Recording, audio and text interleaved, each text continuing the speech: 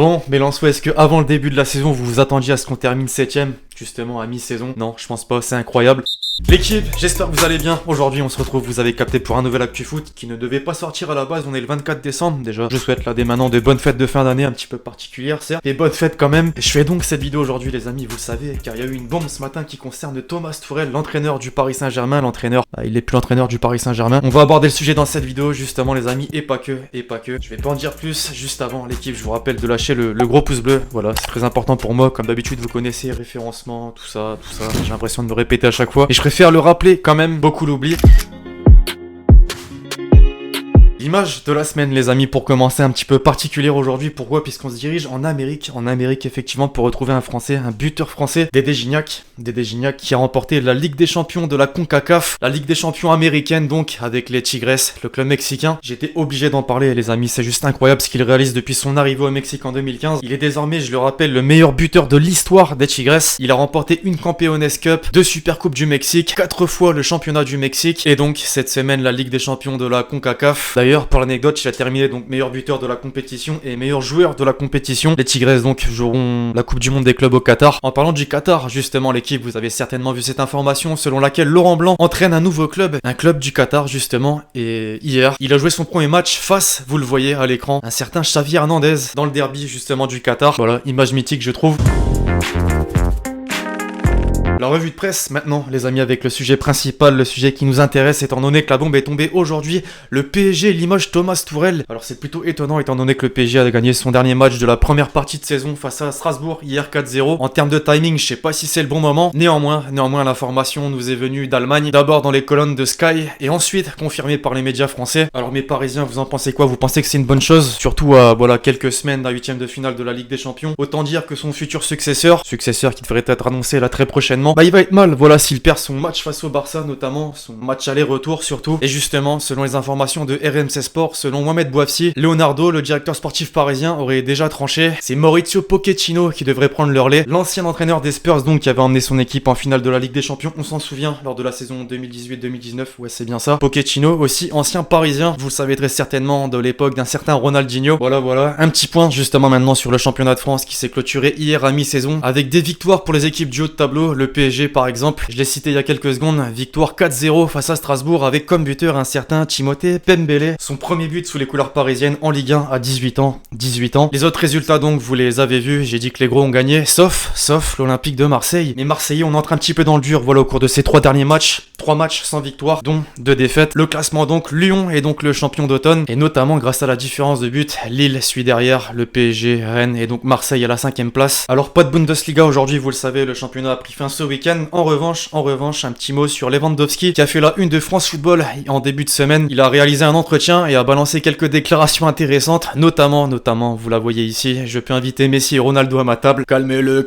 Non, bon, évidemment, c'était de manière ironique. On verra une autre déclaration par la suite, justement, dans la page consacrée à ça. En attendant, vous le voyez à l'écran, le FC Porto a remporté la Supercoupe du Portugal. Victoire 2-0 face au Benfica. Abola record avec le même titre, un Noël bleu. Pépé a grandi encore et encore son palmarès. Voilà l'ancien défenseur du Real Madrid qui a donc soulevé la coupe avec les siens. Outre-Manche maintenant les amis, il s'est passé pas mal de choses. En première ligue, tout d'abord, les Blues de Chelsea ont pris les 3 points en début de semaine grâce à une victoire 3-0 face à West Ham. C'était le dernier match du championnat d'ailleurs avant Noël. Le classement donc, Liverpool prend la tête, Leicester suit derrière, Manchester United qui a remonté au classement quand même assez rapidement, Everton, Chelsea donc 5ème et Tottenham. Assez surprenant effectivement, sachant qu'il y a encore quelques semaines, Tottenham, les Spurs, Mourinho accroché Liverpool justement pour la première place du classement. Alors j'ai dit qu'il s'est passé pas mal de choses, surtout en coupe. En Carabao Cup, Arsenal les amis ne s'en sort pas. Nouvelle défaite à domicile pour les hommes d'Arteta, 4-1 face à Manchester City. L'entraîneur des Gunners est une fois de plus montré du doigt. Ça sent mauvais, bientôt limogé je pense. Guardiola et son équipe donc a obtenu sa place pour les demi-finales de la compétition. Pareil pour l'autre Manchester qui a battu Everton sur la pelouse d'Everton, notamment vous le voyez à l'écran, grâce au Matador, Cavani buteur. Concernant les 2 autres quarts de finale, Tottenham l'a emporté sur la pelouse de Stoke City et Brentford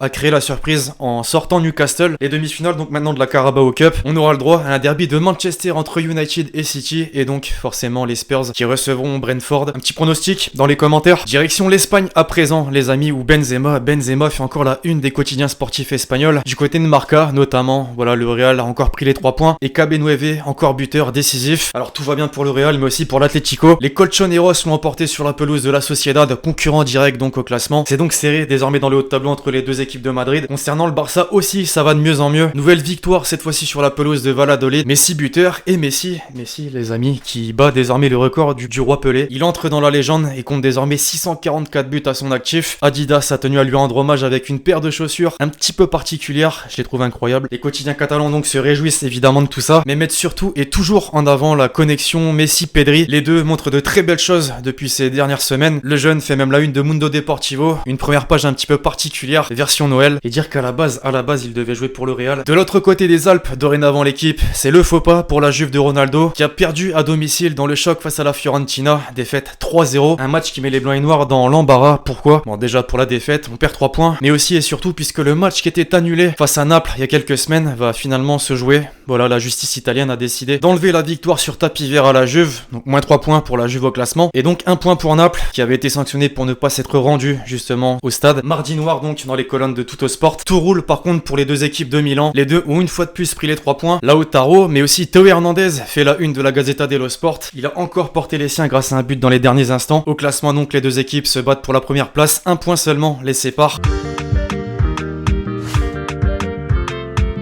La semaine en chiffres désormais et à mi-saison aussi, il faut le rappeler. Jean-Michel statistique.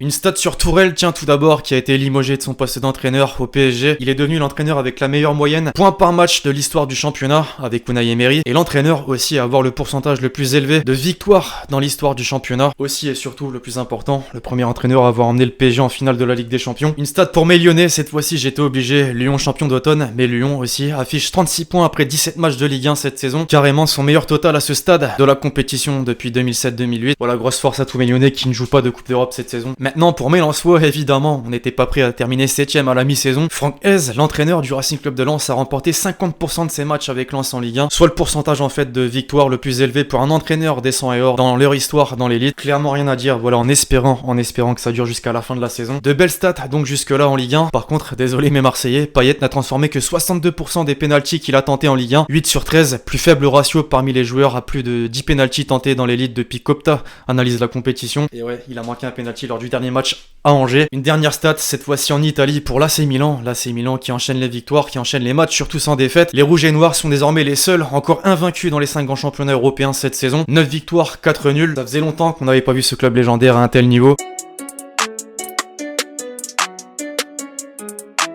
Alors on arrive en pleine trêve hivernale, le mercato approche, il y a quelques déclarations assez intéressantes. On commence d'abord avec Lilian Thuram donc, qui a voulu donner la version de son fils sur l'histoire du crachat. Vous le savez, il a été expulsé, il a eu une amende, a été lourdement sanctionné. Vous êtes prêts? Attention, c'est parti, j'ai eu son explication, c'est-à-dire qu'il était rage de colère, et donc il a insulté l'adversaire, et sans faire exprès, il a eu de la salive qui est partie. Waouh, bon là clairement faut lui apprendre à être objectif. En parlant d'objectivité, justement, pareil pour Rudy Garcia sur les sorties d'Anthony Lopez. Il essaye d'être le premier sur le ballon, c'est vrai que parfois il est trop engagé, mais les attaquants ils n'ont qu'à se pousser parce qu'il faut protéger les gardiens dans le foot. Les gars, je vais devoir faire une vidéo sur les sorties douteuses d'Anthony Lopez. Un peu plus d'objectivité cette fois-ci avec Messi. Quand j'ai commencé à jouer au football, jamais je n'aurais pensé battre le moindre record, et encore moins celui que je viens de battre et que détenait Pelé. Merci à mes coéquipiers, ma famille, mes amis et tous ceux qui me soutiennent chaque jour. Bravo, encore une fois. Des nouvelles d'un ancien du Barça, tiens, Rivaldo. Je n'aurais jamais refusé le Real, juste sous prétexte que j'avais joué avec le Barça, même si le Barça sera toujours mon club. Ah ouais, donc à l'époque les délires de rivalité ça marchait pas trop. Bon, à l'heure actuelle c'est un peu pareil, hein, Ben Arfa, tout ça. Zizou, à présent, qui nous donne une information sur le mercato hivernal du Real Madrid, qu'il garde l'argent pour autre chose, la situation est compliquée, nous n'allons rien demander, visiblement pas grand chose à se mettre sous la dent, voilà pour le mercato hivernal du Real. Fallait que je fasse plaisir à mes Marseillais, donc une déclat évidemment de Camara. Toutes les équipes sont chiantes à jouer, surtout contre l'OM, on joue dans le meilleur club de France, voire d'Europe pour moi. Obligé, j'attends une réponse des Parisiens dans les commentaires. Un petit mot de Timo Werner, dorénavant, qui a donné son avis donc sur le championnat anglais. La première ligue c'est différent de la Bundesliga, c'est plus dur que je ne le pensais, les contacts actes sont plus durs, je le savais, mais je ne pensais pas que c'était autant. Mes débuts ont été bons, mais aujourd'hui, après quelques matchs, j'ai un peu plus de mal. C'est bien connu, la première ligue, un championnat très rude. Et donc, dernière déclat pour la route de Lewandowski, qui s'est confié donc, je vous l'ai dit un petit peu avant dans cette vidéo, dans les colonnes de France Football. Je connais les raisons pour lesquelles France Football a annulé le Ballon d'Or, mais honnêtement, je pense que la décision a été prise un peu trop tôt. Est-ce que je l'aurais gagné? Sans aucun doute, on le sait tous.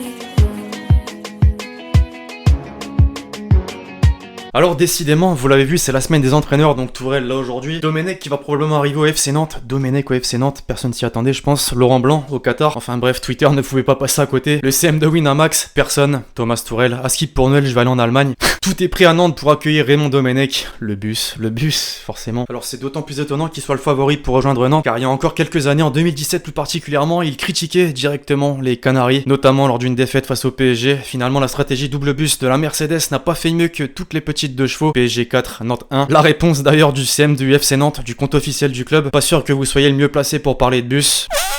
Neymar au Barça, Ligue des Champions 2015, la Liga 2015, la Copa del Rey 2015, finaliste du Ballon d'Or, Neymar au PSG, Dwagby tue Neymar au sniper. Et ouais, ça c'est incroyable, moi qui suivais Gotaga à l'époque de Call of Duty ça date. Maintenant il tape des gros lives avec Neymar, dans le plus grand des calmes. Non vraiment c'est incroyable. Un petit dernier tweet cette fois-ci au sujet de Théo Hernandez qui a encore marqué, allo Didier. Et ouais, sa célébration normalement en clin d'œil à Dédé Deschamps. Faut espérer qu'il soit sélectionné, qu'il soit présent pour l'Euro. En tout cas s'il continue à être aussi performant. Second poteau, Pavard.